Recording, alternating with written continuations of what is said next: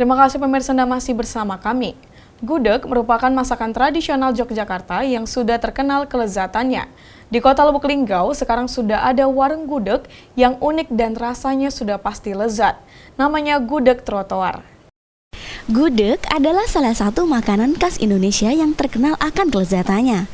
Masakan ini merupakan masakan tradisional khas Yogyakarta dan Jawa Tengah. Di kota Lubuk Linggau sekarang sudah ada yang menjual makanan khas Jogja ini. Gudeg trotoar namanya. Gudeg ini dijual di Jalan Garuda Hitam, Kelurahan Pasar Pemiri, Kecamatan Lubuk Linggau Barat 2.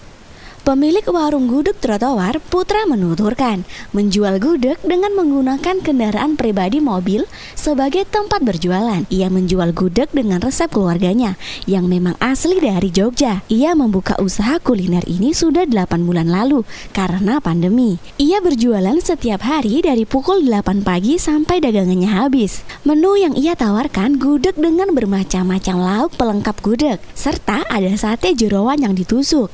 Harga yang ia tawarkan mulai dari Rp10.000 sampai Rp15.000.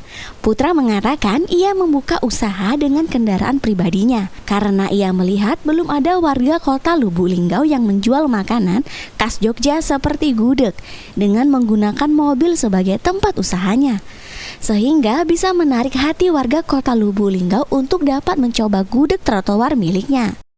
Awal buka gudeg sekitar 7 sampai 8 bulan yang lalu. Kalau untuk berminat di kota Lubuk Linggau, alhamdulillah lumayan juga sih. Dalam artian kan ternyata di Linggau itu banyak orang Jawa juga.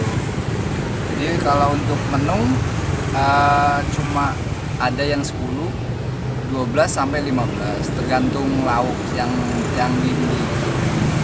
Jadi kalau inspirasi kenapa pakai mobil, yang pertama ya mungkin kita nyari yang unik lah, karena di kota Lubuk Linggau ini kebanyakan itu kalau melihat yang unik pada pingin tahu, pada pingin istilahnya tuh pingin coba gitu kan. Jadi ya kebetulan punya kendaraan, ya kita manfaatin seperti ini. Dalam artian di pandemi COVID ini juga kita juga harus bisa istilahnya tuh memanfaatkan apa yang ada. Yolanda Monika, Silang Padi TV melaporkan.